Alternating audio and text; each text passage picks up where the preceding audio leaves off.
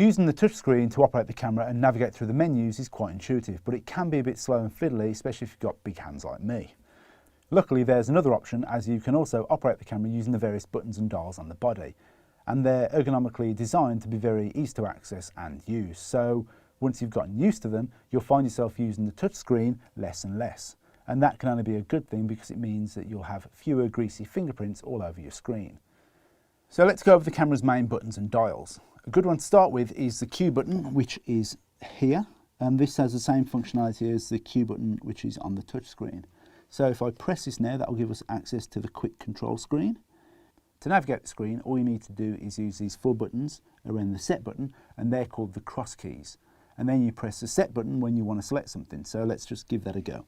If I press the Q icon, and then if I navigate up to white balance, let's just say it's a sunny day. So if I press set to select, and then I press to the sunny day icon, I could press the set button in the center to confirm my choice, but I don't have to. I can just start shooting straight away by pressing on the camera's shutter button like this. And then that would mean that my selection has been locked into place.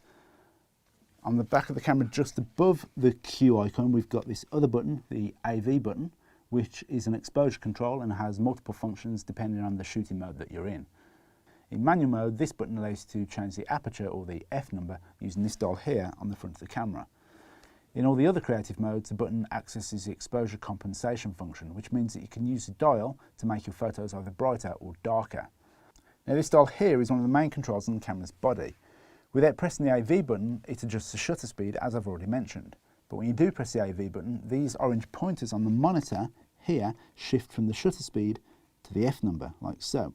And then you can use this dial to adjust the F number. So if I do that left and right, you can see that number changes. If I were holding the camera normally like this, I'd be able to use my thumb to press all these buttons here, and then I'd use my index finger to adjust the main dial and to press the shutter button. In this way, it's possible to adjust all your essential settings like the aperture, shutter speed and the ISO really quickly. You can even do this with the camera held up to your eye because the values are shown just under the image when you're looking through the viewfinder. Although these settings only appear when you press the shutter button halfway down to meter the amount of light in the scene. The first number is your shutter speed, the second is your aperture, then you've got the exposure level indicator, and then next to that is your ISO. And finally the number at the end indicates the maximum number of photos that the camera can take in a continuous burst. In this case the number is 9, which is the highest number that can be displayed here on this screen. Your maximum burst is actually much higher than 9. When the camera is set to JPEG, you can take anything between 20 and 40 continuous photos by just holding down your finger on the shutter button, as long as you have the camera's drive mode set to continuous shooting. And I'll talk more about drive modes later on in this video. Okay, so going back to the body of the camera, this dial here is really useful as a quick way to make changes once you've got the quick control screen up. So let's just access the quick control screen by pressing on the Q button here. I don't know if you can see that. So if I press the Q button, you can see that the white balance icon has been highlighted, and that's because that was the last button that I was adjusting when I was on this screen. Let me just turn the dial now. Oh, let's press it again. Let me just turn the dial. As you can see, I'm scrolling through the different white balance presets without having to go into the menu. You still need to use the cross keys here to navigate around the menu. So if I wanted to go to the quality of the image, I'll navigate over there, and then I can use the dial to adjust that, like so. Another essential button on the body of the camera is the ISO button, which is at the top of the front here. Press it and you go straight into the camera's ISO menu, allowing you to use any of the camera's navigation methods to make a selection. So you can use the scroll wheel, like so, or you can use the cross keys, like so, or you can use the touch screen and just press the selection that you want. Many buttons on the body of the camera have multiple functions. For example, these cross keys aren't just for navigation. They all have different functions attached to them. This top button directly accesses the white balance menu, so if I press it, we're taken into the white balance options. And then if I use the keys here, or if I use the scroll wheel, or if I touch on the screen, we can select various different white balance presets. Once you've got your setting selected, press the set button to go out of the menu.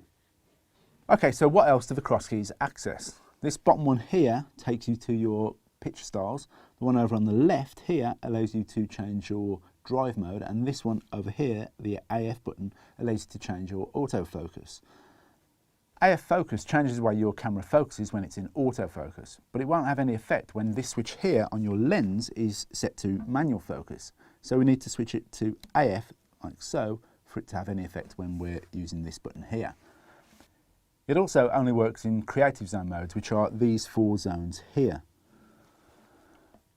There are 3 autofocus choices. If I press the AF button now, I'll bring those up. So there are 3 different choices. The first one is suited to still subjects, and that's called one shot. The second one is suited for moving subjects, and that's called AI focus. And the third one is a combination of the two, and it adjusts depending on what's happening in the scene between still shots and moving subjects.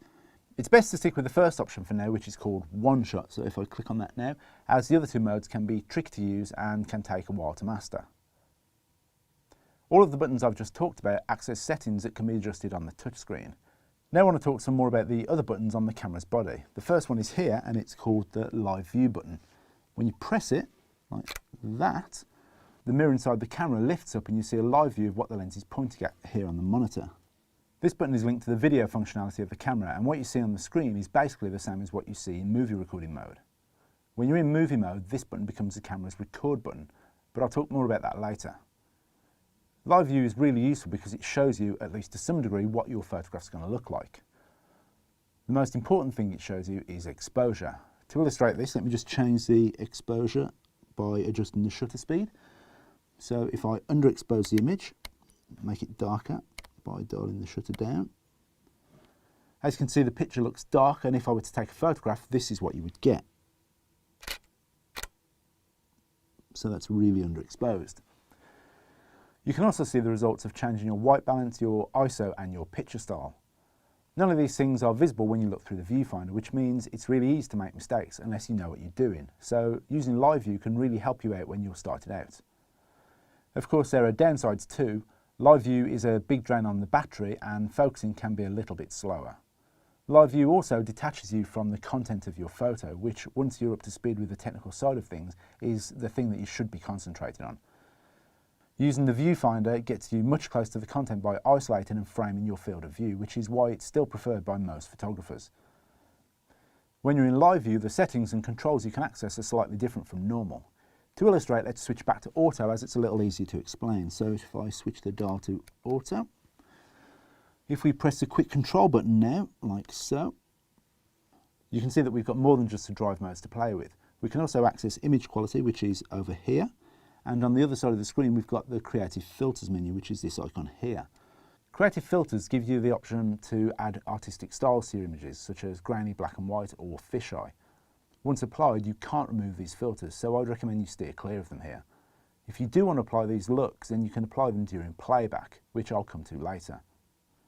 Because live view utilises the touchscreen, autofocus works in a slightly different way, which is why the quick control menu also has this extra option up here at the top. So if I press the Q, and there it is there. This is autofocus method. The default is the first option, which is this one here. The camera decides how you focus depending on what's in your shot. These white lines mark the area that the camera will analyse to achieve focus. And if there's a face in the shot, it'll pick that up. Using this autofocus method, you can also select a focus point by tapping on the touchscreen.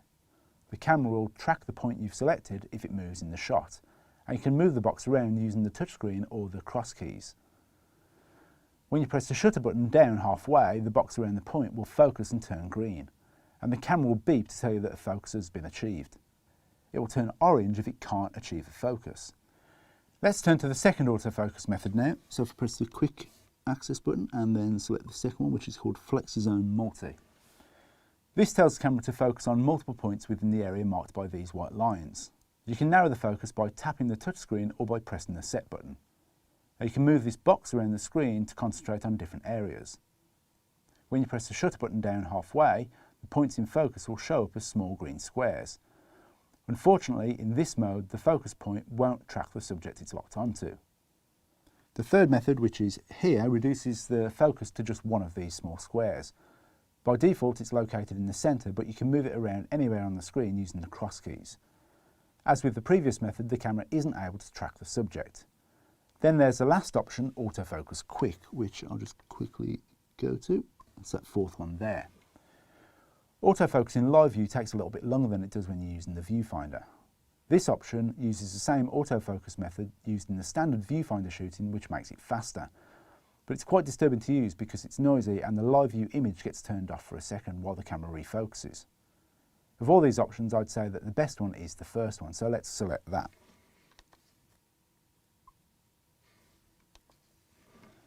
You may have noticed there's also a magnifying glass down here in the corner, just there. This allows you to zoom in digitally on the scene, and it's useful if you want to check the accuracy of your focus. I won't demonstrate this in autofocus though, as it's really something that you'll find most useful when you're focusing manually. So let's switch to manual focus now. If I switch that there like that. Now I can press the magnifying glass icon on the screen, or I could use one of these buttons up here to digitally zoom in. Let's tap on the screen like that, and you'll see a white box appear in the centre. If I tap on it again, it will zoom in, and then if I tap on it one more time, it zooms in again. Now you can adjust the focus by dialing the focus wheel. Once you've got your focus nice and sharp, press the icon again, and you'll be back in normal shooting mode. There's one more additional function that opens up when you're in live view, and that's touch shutter. You enable it by pressing this icon down here at the bottom of the screen. If I tap on it now, you see that touch shutter has been enabled. Touch shutter allows you to take a photo by just touching the screen, but I'd recommend that you avoid this function because it's hard to control, so let's just turn that off again. There you go, that's disabled. There are a few things your camera won't show you about your photo when you're in live view mode. One of these is depth of field. We've already mentioned depth of field. It refers to the area of the scene which appears to be focused in relation to the area that appears out of focus. So if you have a look at this photo, you'll notice that the foreground is in focus and much of the background is very blurry. This photo has a shallow depth of field. In comparison, this photo has a deep depth of field. As you can see, it's less blurry and more of the background now appears in focus. Depth of field is affected by how much you've zoomed in and the size of your aperture, or f number. If you want to see what you're going to get, then you can press this little button here at the front of the camera whilst looking through the camera's viewfinder. So that's the live view button. Another important button on the body of the camera is this one here, info.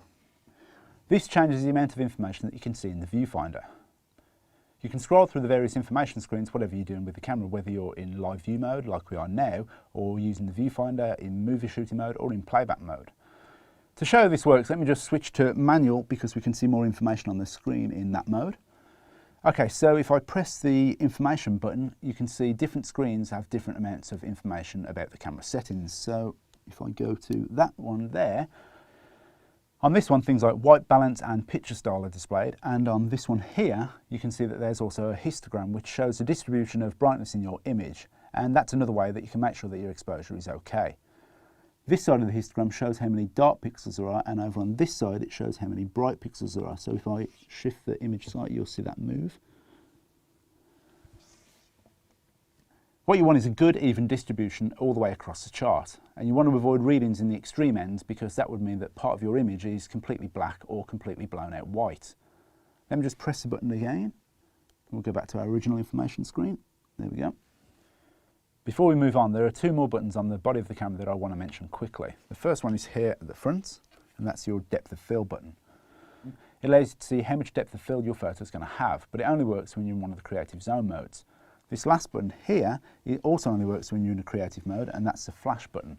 If I were to press it, the flash flips open like so, and if I were to take a photo now, the flash would go off. To turn it off, you just simply press it down and click it into place. In any of the basic zone modes, the flash button doesn't work. Even if you were to keep the flash physically open, it still wouldn't be activated unless the camera thought it was necessary.